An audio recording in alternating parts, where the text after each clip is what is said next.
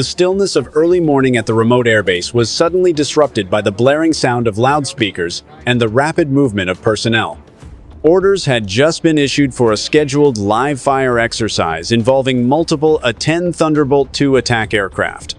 Within minutes, several experienced pilots, clad in their full flight suits, helmets, and survival gear, moved swiftly across the tarmac. The sun had barely risen, but their minds were already locked into mission mode. Each pilot knew the task at hand: test the lethal combination of precision, guided JDAM bombs and the iconic GAE Avenger rotary cannon in a live-fire range designed to simulate real combat conditions. As they approached their aircraft, the seriousness of the mission was reflected in their focused expressions and steady movements. Positioned in neat rows on the sunlit apron, several A-10 Warthog Street oohed ready, their distinctive wide wings and rugged airframes casting long shadows on the ground. Around them, ground crews were hard at work, moving with mechanical precision. Each aircraft was being subjected to a comprehensive pre-flight inspection. Maintenance specialists checked hydraulic systems, electrical connections, landing gear, and engine intakes, ensuring every component met the stringent operational standards. Simultaneously, armament technicians focused on the underwing payload, carefully inspecting the wiring, securing latches, and verifying the proper mounting of the JDAM bombs. At the nose of each aircraft, the massive GAU-8A Avenger cannon was undergoing its own round of detailed inspections. Every bolt and rotary component was checked to ensure the cannon would function flawlessly under pressure. The weapons crews worked in tight coordination with flight engineers, triple-checking every critical system. Bomb fuses were armed under strict protocol, while safety pins were removed only after final clearance. Crew members communicated constantly over headsets, their voices calm but firm as they ran down checklists that had been rehearsed countless times. For each Warthog, the entire loading and prep process was a symphony of logistics and discipline, involving dozens of personnel. Nothing was left to chance. The Joint Direct Attack Munitions GPS-guided bombs capable of striking targets with devastating precision hung menacingly beneath the aircraft's wings. Meanwhile, the 30mm shells for the Avenger cannon, each the size of a bottle, were loaded into the aircraft's belly, ready to be unleashed in combat simulations. Once all systems were cleared and the aircraft deemed combat-ready, the pilots ascended the boarding ladders one by one, disappearing into the cockpits of their assigned jets. Inside the cramped but highly advanced cockpit, they began initializing startup procedures. Switches were flipped, navigation screens illuminated, and radios crackled to life as the pilots established contact with the control tower. Outside, the twin turbofan engines on each A-10 began spooling up with a deep mechanical roar.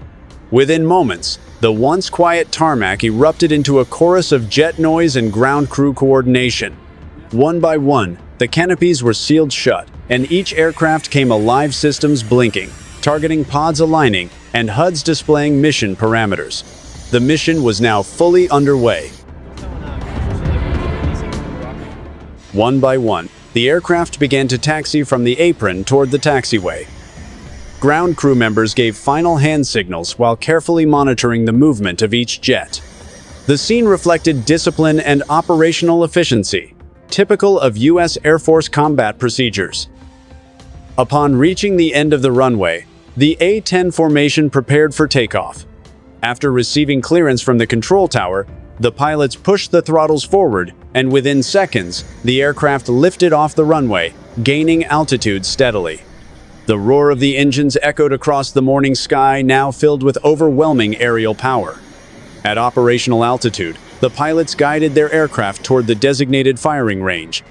The navigation system indicated the path to the weapon testing zone, where several ground targets had been placed to simulate enemy vehicles and strategic infrastructure. Upon arrival in the test zone, each pilot locked onto targets using the advanced targeting pod. In a coordinated formation, they began releasing the JDAM bombs one by one. The GPS-guided bombs dropped from the aircraft wings and struck their targets with high precision, producing large explosions on the ground. Other pilots followed suit, repeating the release process from varying directions and altitudes.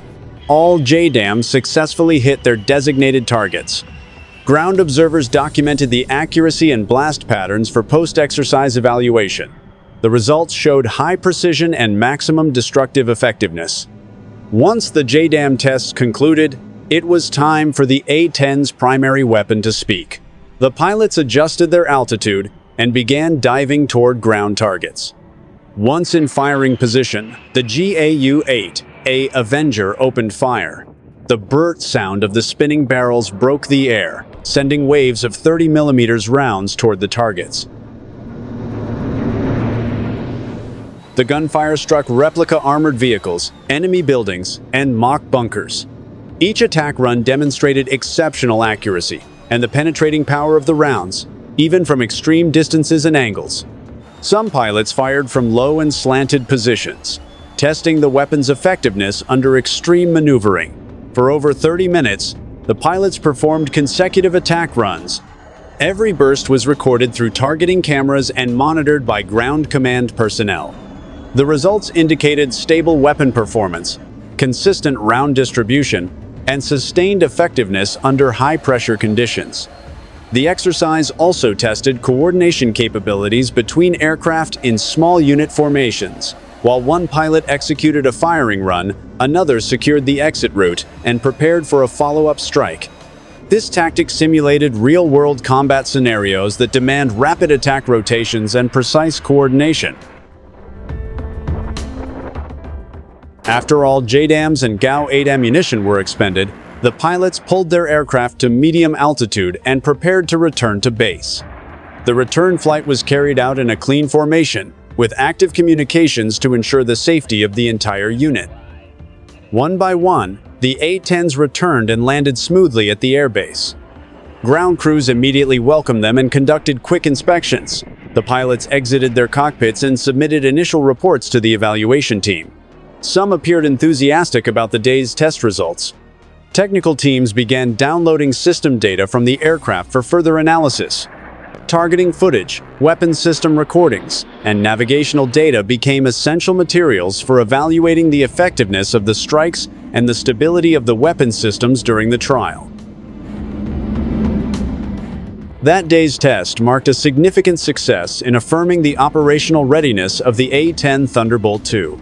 The accuracy of the JDAM bombs and the destructive power of the GAU-8A Avenger proved consistent in the hands of well-trained pilots. The exercise strengthened the A-10's role as a vital component of close air support missions. In the age of modern warfare, the ability to strike quickly, precisely, and with high-impact force is crucial. This weapons test confirmed that, despite its age, the A-10 remains relevant and capable of confronting a wide range of ground threats on any battlefield.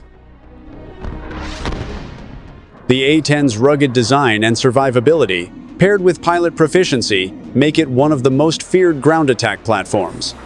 The successful outcome of the test reflects the reliability of U.S. Air Force training and the consistency of its tactical assets. As the sun began to set, maintenance crews continued inspecting the aircraft while the pilots gathered for a debrief. The mission had been completed without incident, and the data collected would become the foundation for further improvements.